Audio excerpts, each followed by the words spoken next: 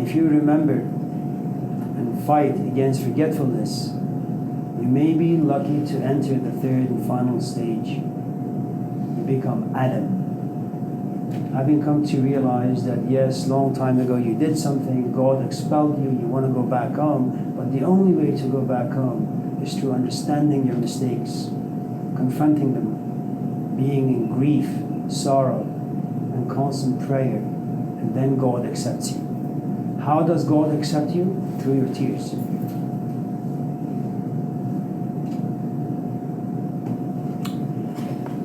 Now, Muhammad is around the age 40. He's not enlightened when he's 15, not enlightened when he's 20, not enlightened when he's 25, not enlightened when he's 30, 35. At the age of 40, something very interesting happens. An angel comes down and says to him, read. Muhammad says, read?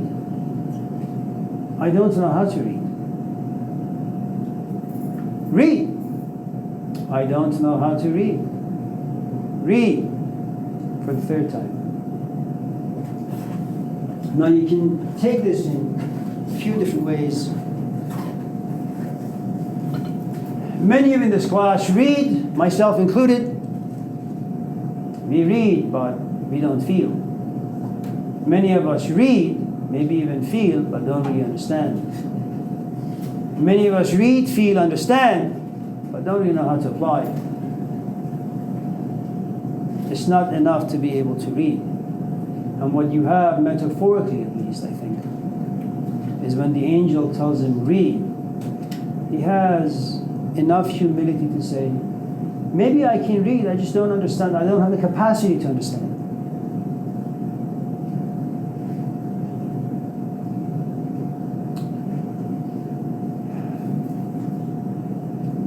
You know what happens all of a sudden when you have this moment of inspiration, that you get a glimpse of something very profound about yourself.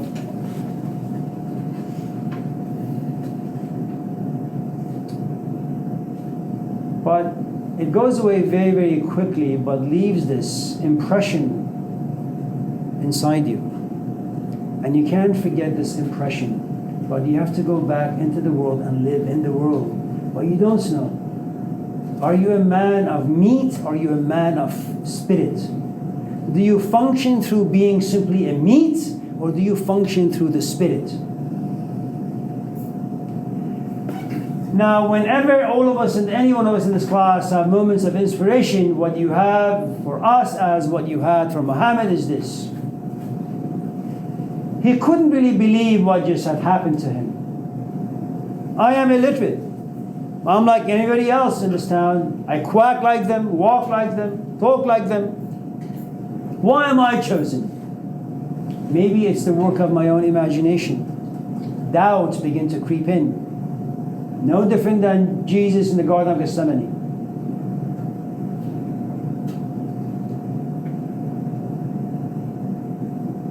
Very much like Jesus on the cross, the Gospel of Mark, where he feels as if God has abandoned him. But he simply becomes a man of meat, not a man of spirit. He feels alone, isolated.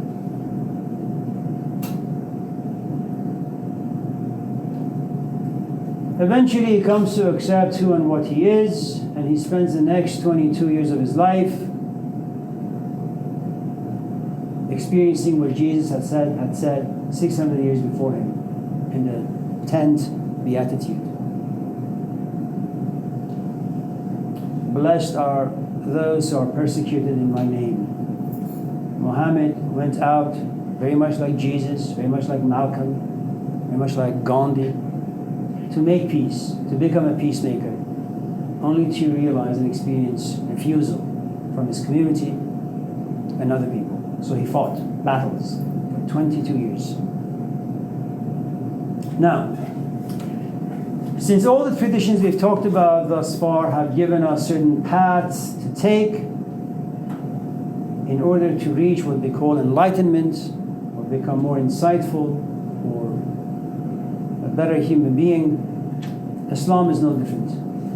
There are 5, so let me give them to you very, very quickly.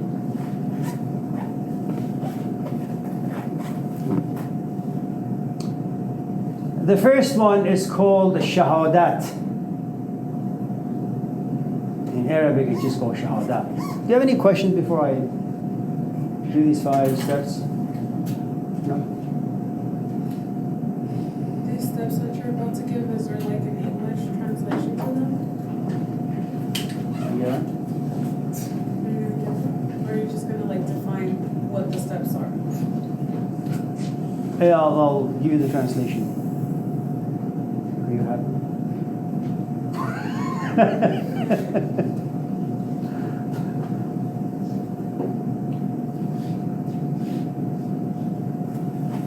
Now, shahadat in English means witness.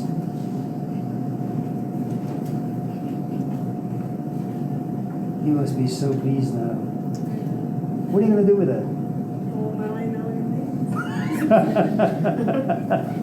means. Now, what does it mean to witness?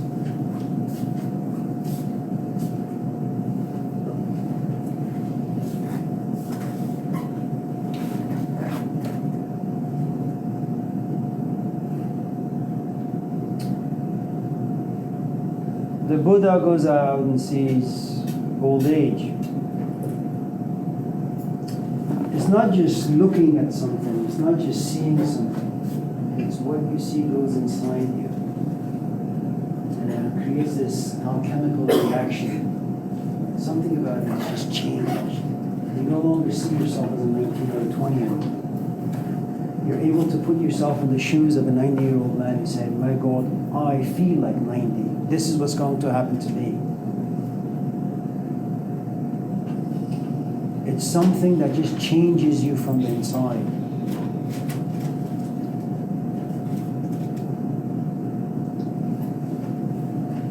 If that's a little difficult, it's a very traumatic experience, but just in case some of you can't grasp that fully. Imagine that when you were born, you loved your parents. It's because you're just a kid that loved you now. And then, little by little, you come to realize that. Little by little, you come to realize that your parents are not very decent people, and it's not their fault. Life is just tough. They drink too much, they smoke too much, they're angry too much, they fight too much. And then as you see more, as you witness more, you realize that your emotions are beginning to change. You don't go to your parents anymore. In times of crisis, you just go to your room and you walk the floor. In times of crisis, you just go to your room and listen to music. Maybe you cry aloud. But what you do realize is that your parents are no longer dependable. And what that does for you, to you, is that you get to be 15 or 16 or 17. You're slowly moving into adulthood. It's the stage where you're supposed to form intimate relationships, especially from the age 20 to about 30 or so. To figure out who you want to marry, who you want to be with, to know a thing or two about what it means to have faith, trust, love. But they've destroyed all of that inside you. You witness something, and that witnessing destroys what instinctually, organically lives inside children.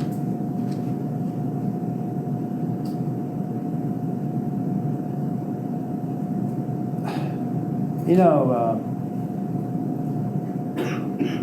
when I went home yesterday, my kids had a card for me, and sentence number 3 was, I hope you don't die anytime soon. The innocence, it's beautiful. So I recorded it and sent it to my own parents. I said, Dad, I hope you don't die anytime soon.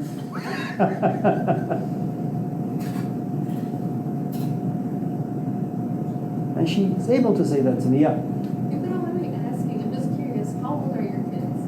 One is 2 months old, the other is 6 months old.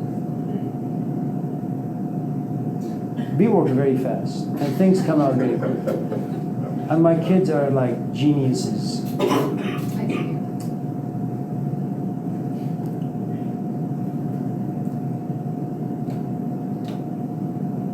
What the hell was I saying? Oh, yes.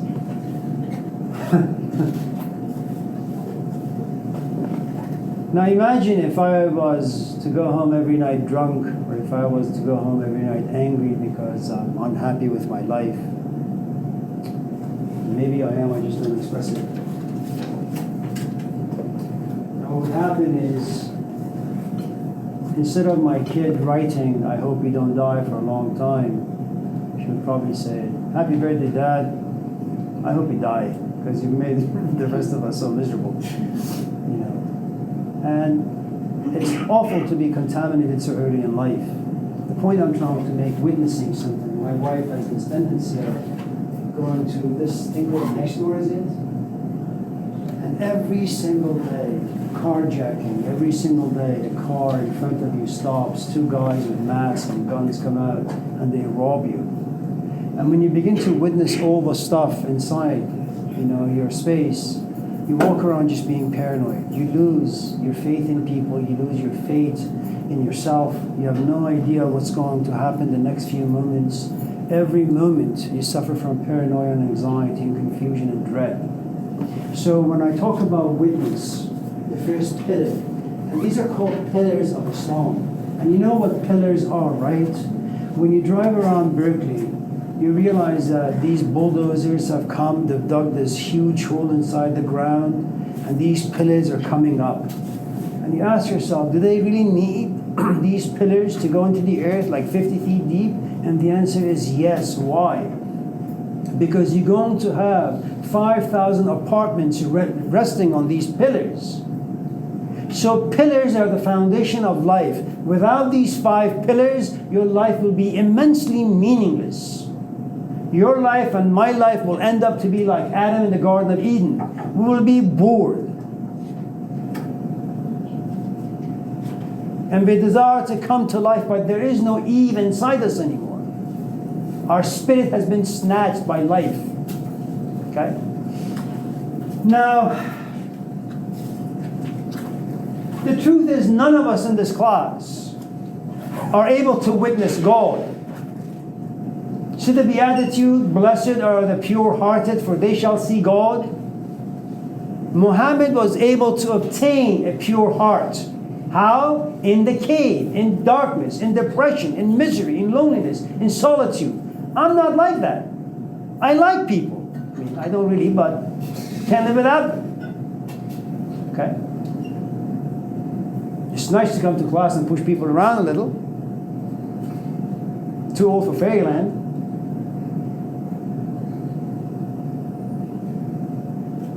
So, I have never witnessed that there is only one God, but someone has, and his name is Muhammad. So the first pillar is, there is only one God, whose name is Allah, and Muhammad happens to be his messenger.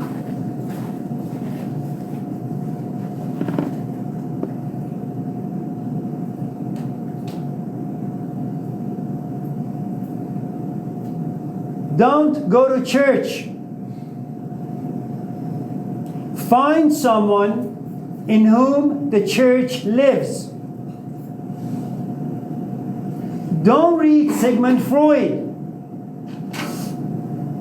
Find a good therapist in whom Freud lives, Jung lives, Skinner lives.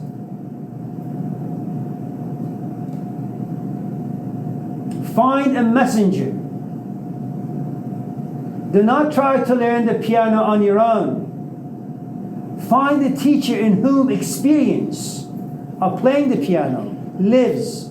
They can be a good guide.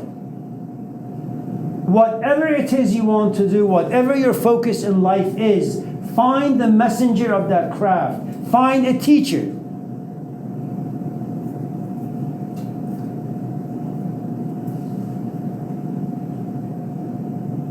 It would be far too arrogant hubris for you to imagine that you can simply sit behind the piano practice every day for the next 10 years and get it. It could happen. It's extremely rare.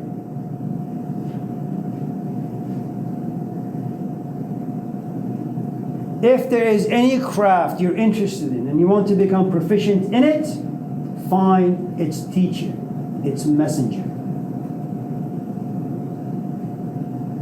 Okay? If you love math, find a messenger, trigonometry. When you advance, find someone who can teach you calculus.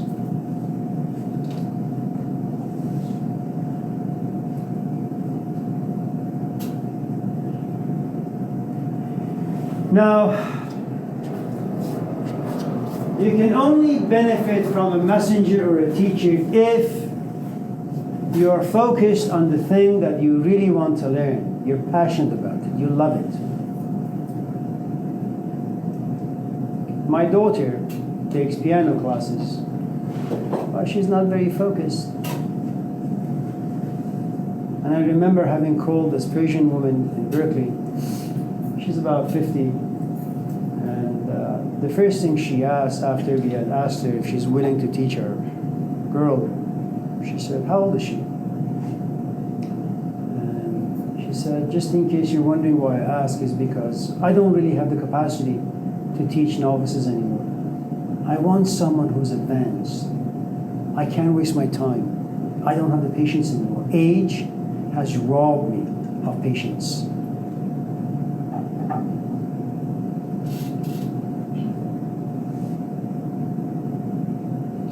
And my daughter, for the most part, will never be very good. She has too many gods that she worships. If you've seen the movie The Last Samurai, remember that scene? How many of you have seen it? Doesn't matter. I'll just talk myself. You know that scene where he's being trained in swordsmanship and he just gets his behind whooped, and this other guy goes to him and says, "Too many minds. Too many minds. Too many minds. Single mind." And then he understands that the reason why he can't beat this guy is because he's thinking and feeling too many things. You're a soldier, you're a good swordsman. Just be focused.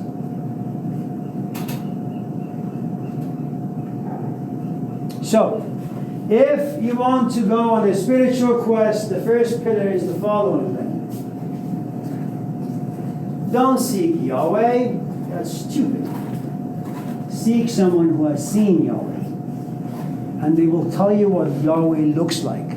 They will tell you what steps you need to take to get to Yahweh. They will tell you what emotions you will feel.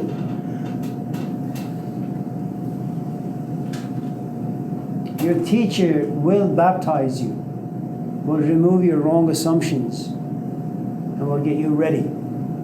That's what teachers do. And they will push you and support you. Now, once you do find a teacher, in other words, once you pursue and you're faithful to the first pillar, you enter the second pillar. It's called Ramazan. Say it. Ramazan. Or Ruzeh. Or Siyam. So let me tell you first what these words mean.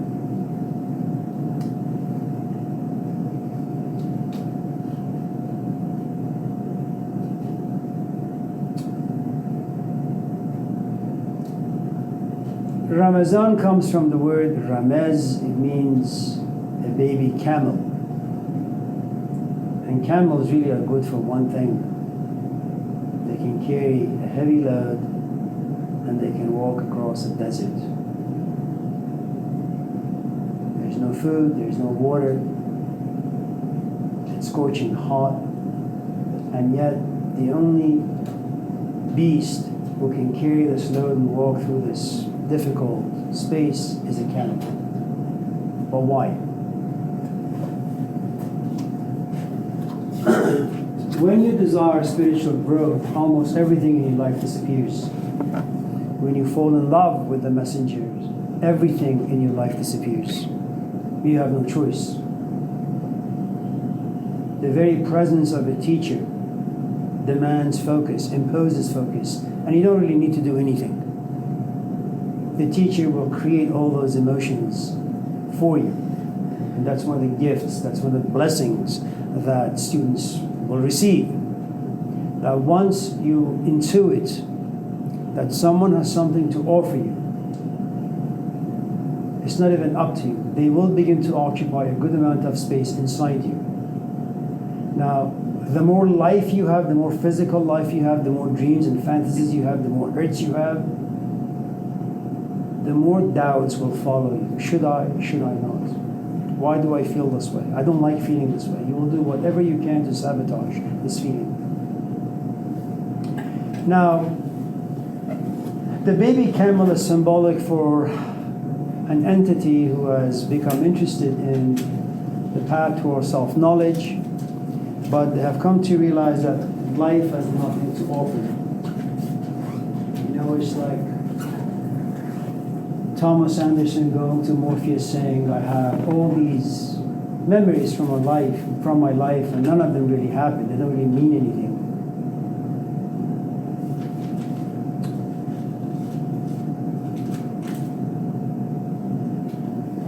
If you are able to stretch your memories back to the story I shared with you some time ago about Pavarotti, who was married for about 50, 60 years, maybe 70, 80. But he fell in love, madly in love with this 30-year-old. You know, he has fame, he has fortune, but most importantly, he has a name. And in that name, there is reputation, there is respect. But once he's in love, he doesn't really care about what people think of him. He doesn't care about money. He doesnn't care if he no longer has to sing, or no one is willing to give him space to sing. He sacrifices everything for the love he has for this young woman. If he wasn't in love and you would ask him, will you promise to never sing again? He would say, are you crazy? Will you give your money to me? Are you crazy? But once in love, sacrifice is very, very, very easy. It doesn't mean that there is no guilt, there is no shame. There are moments of it. Okay. Now, so just in case you happen to be a novice on the path to our self-knowledge or the spiritual quest, you will find yourself in the desert. Blessed are those who are poor in spirit. Nothing can nourish your spirit. You don't even know where your spirit is. You don't even know how to nourish it. So all you have is darkness and confusion. You live in the psychological cave. And the heat of your own curiosity will begin to burn you, rob you of sleep, of rest, of comfort. You will have no friends. And you will slowly be moved into silence. There is nothing to talk about. And there is nothing to listen to. No one has anything valuable to say to you. Except your teacher. Now, the other word for Ramadan is siyam. Siyam means to become quiet, to become silent.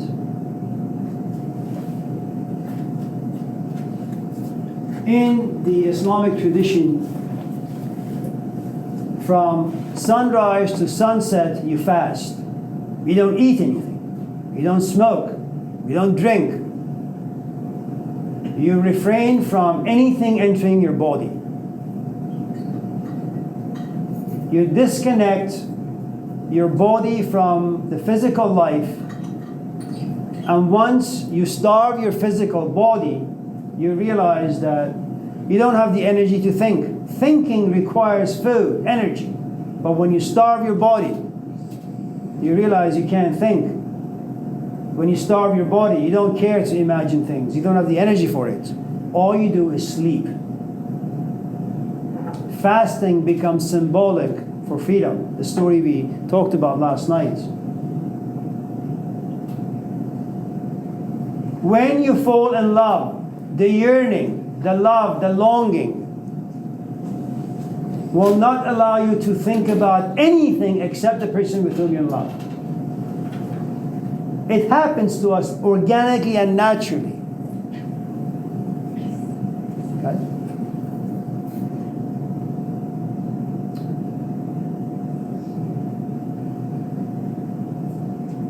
Now, for 30 days, 28 to about 31 days, you have an entire culture of people who are not too old, people who are not too young. And even if you're not fasting, you can't eat in front of other people. If you want to have some food, you go somewhere dark. You go somewhere no one can see you. You just, feed yourself some food, and you come out. And your mom says, "Did you just eat something?" "Oh no, Mom, I'm fasting." So remember about the Sangha, community. It's very difficult to just fast on your own, but when you have a community of people, it's a different story. Now, if I was to put this in a way that it could relate to us, I would say the following.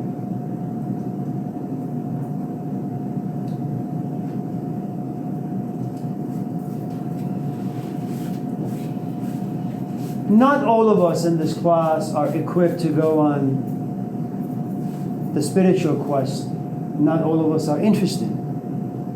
But fasting is something that all of us have no choice but to do. If you intuit that your physical body is exhausted, what do?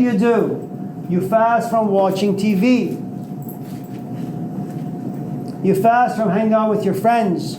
If your back aches, you fast from lifting heavy things. But you need to have this awareness about you.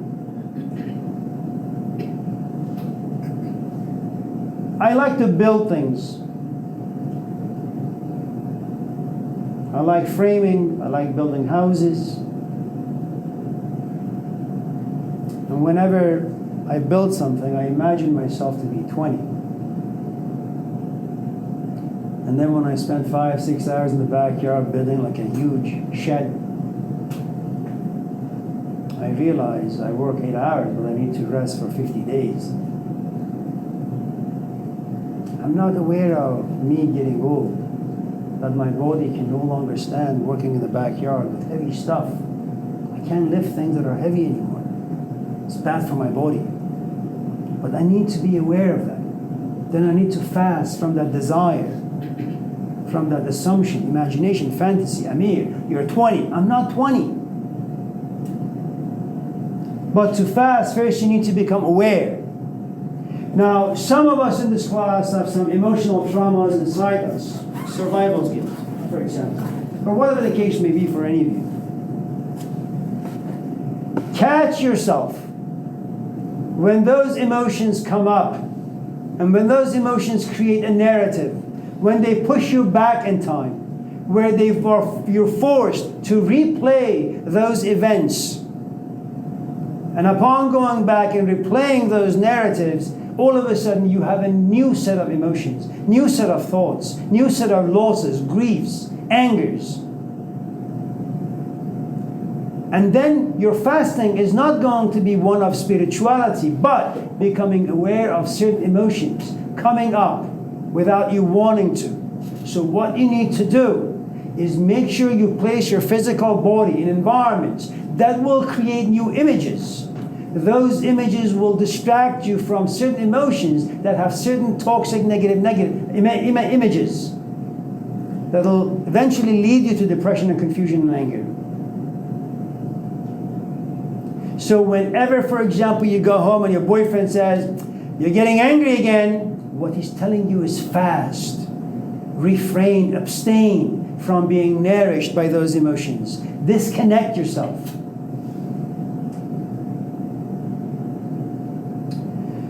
Some of you are intellectuals. You like reading. You like pretending yourselves to be scholars. Catch yourself. Know that you think, but you don't feel. Catch yourself. Know that you feel, but you don't think. baptize your thinking by feeling, but first, stop yourself from thinking rationally about things. Sometimes you have to catch yourself from feelings. You have to catch yourself and then start this new journey. Think, reflect, examine. So remember, any growth, whether physical, emotional, intellectual, every growth requires fasting. Every fasting demands sacrifices. Every sacrifice demands awareness.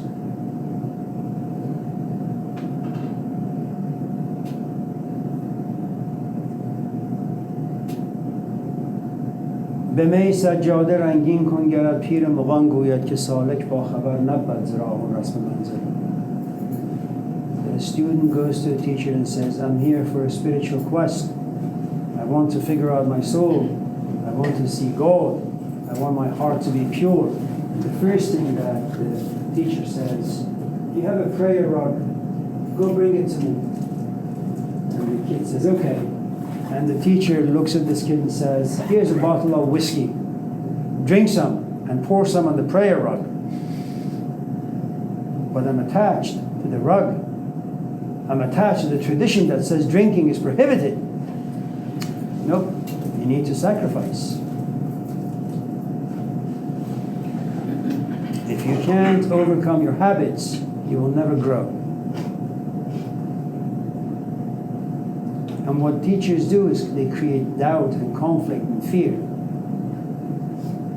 And they will wait and wait and wait to see if you can overcome them.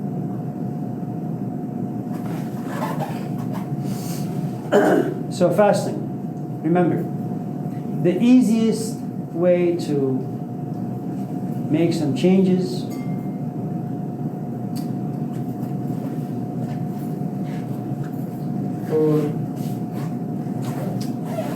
my grandfather was a smoker.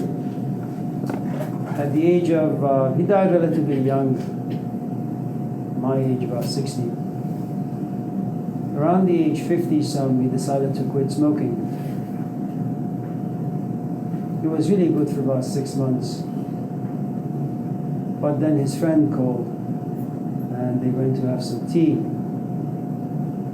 And because his friend was a smoker, my grandfather was tempted, and then he fell victim to the temptation, and then he picked up his old habit, smoking. To be able to grow in any area of life, you really do need to change your friends. You need to change your physical space. Otherwise it won't work.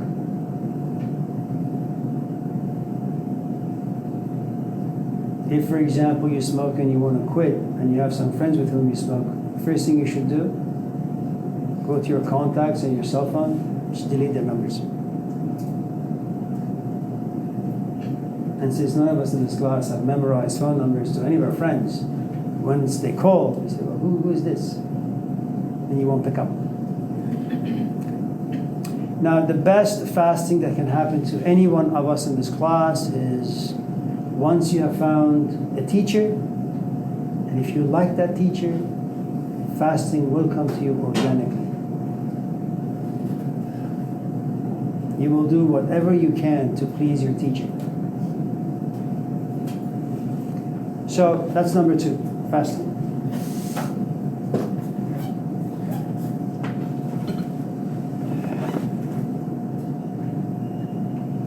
Number 3 is what we call prayer or salat. Salat. S-A-L-A-T. Salat. It comes from the word sal. And very much like the Sanskrit word yoga, it means to join, or to become intimate, or to become in union with something.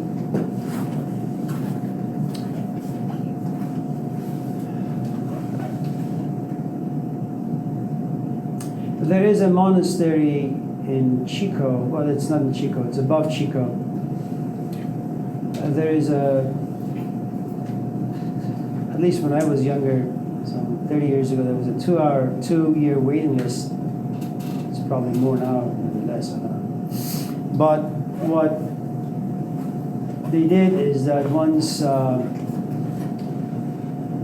you got accepted to go in there for about 2 weeks, they would give you a room. It's a tiny room with a bed. And then every morning they would wake you up at like 3. And then they would give you like sheets of paper. And then you would have no choice but to write the Jesus prayer. Jesus Christ, Son of God, have mercy on my soul, a sinner. And you have to write this for about 2 hours, over and over and over and over and over again. And it's very much like the tradition we talked about in Hinduism. You're right, but it's automatic, it's mechanical, you don't really think. You just write it because that's what you have to do. But then you're blessed or you're inspired, all of a sudden you begin to think, what the hell am I writing? Then you begin to look at the words very, very carefully. Then you begin to question, examine your intentions for being there, your intentions for writing. And then, but you don't give up, you can't give up, you keep writing. And all of a sudden you realize, certain moments as you're writing, you feel something. That you are in a monastery, you're in this room, it's 3 in the morning, everybody's asleep in civilization, except you and a few other people, and you're writing. And Christianity is not even your tradition. Jesus Christ, what the hell does that mean? A young kid, like any of us. And he was Christos, he was anointed. He was touched by something profound. Have mercy on my soul. That I know I'm the prodigal son. I know I make mistakes all the time. Have mercy on my soul. Mercy. It's one of the Beatitudes. Blessed are those who are merciful. You know, mercy is an interesting word. It's a word that belongs to the kings. It's about people who have power. It's about justice.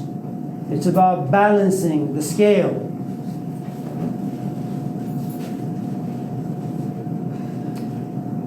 If you've seen the movie Braveheart, near the end where Mel Gibson is just on this bed, his head is about to be chopped off, and the audience, thousands of people, all of a sudden scream, "Mercy!" The king, of course, Longshank, is on his deathbed, is about to die, and all of a sudden he's awakened by the scream of the people. But his mercy doesn't come with compassion. His mercy does not come with forgiveness. But in this particular beatitude, the story is very, very different. You have the power to punish.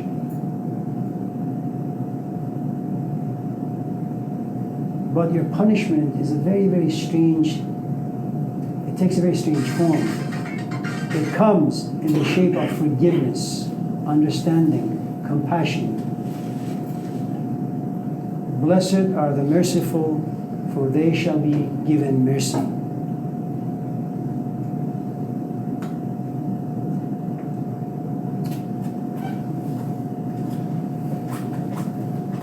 So the point was that as you begin to write this Jesus prayer, all of a sudden you begin to feel things. And all of a sudden you begin to become one with the things that you're writing. So prayer, any kind of a prayer, it's kind of like that. For those of you in this class who have some age on you, not you, like your ears. You know, and you've experienced some physical intimacy with someone whose company you enjoy. Sometimes what happens, you know, the encounter is mechanical. Just two ridiculous human beings grinding their fucking bodies together.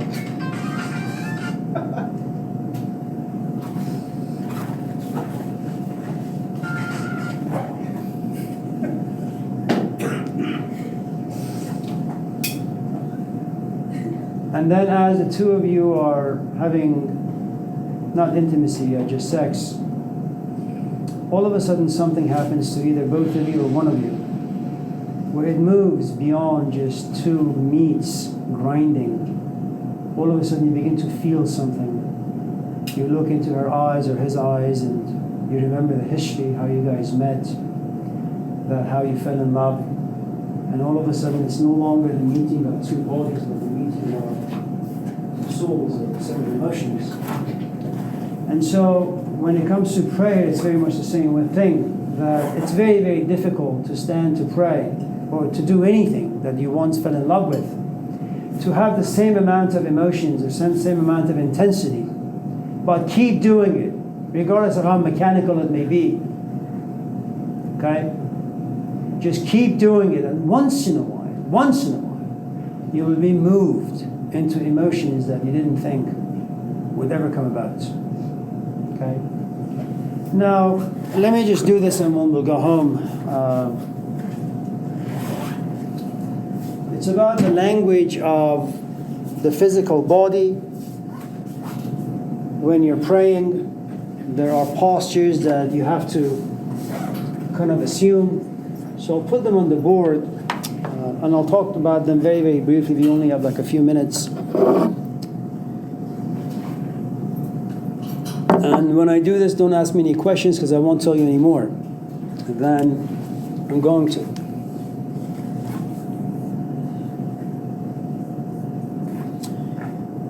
This is the first physical stance. You stand upright, and in Arabic it's called qiyam.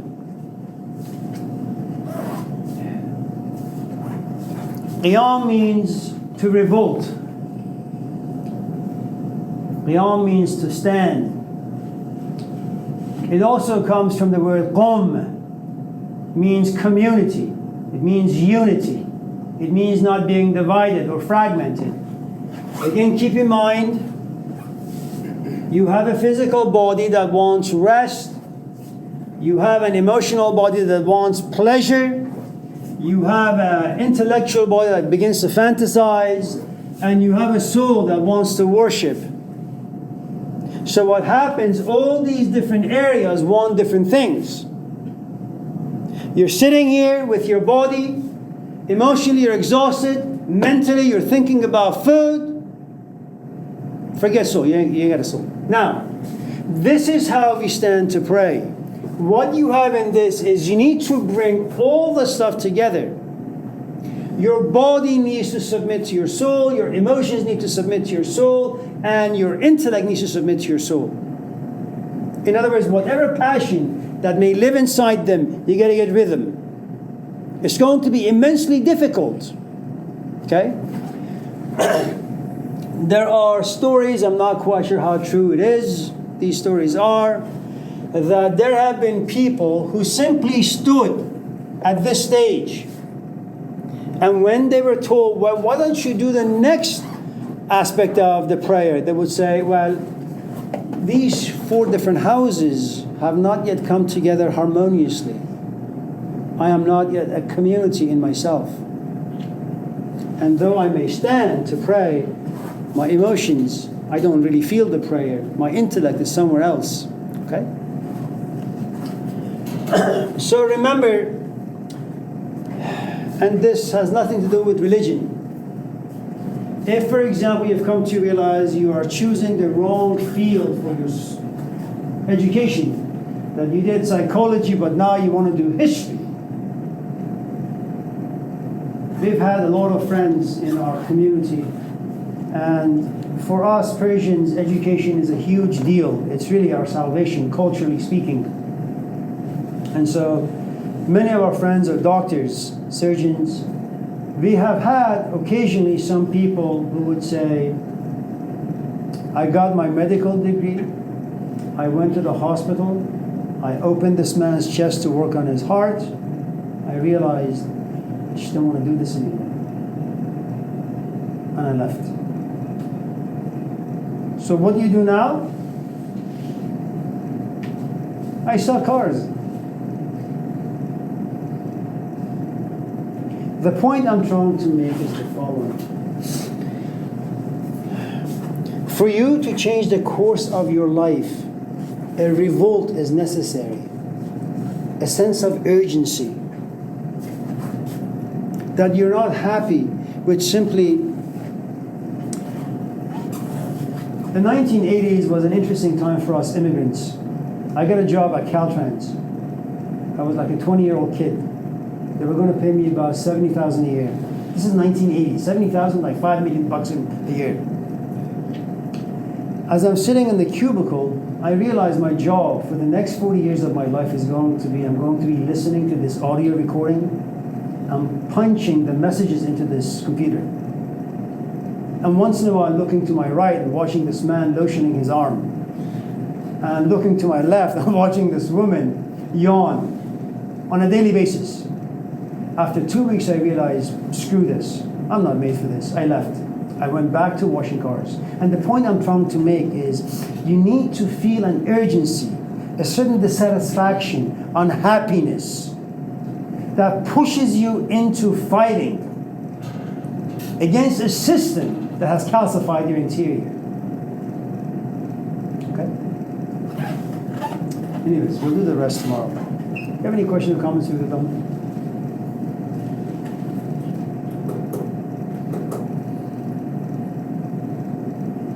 Okay. Well, it's good to see all of you. Have a good night. Drive home safely. Tell your parents I said hello. Please be good. Okay. Take care.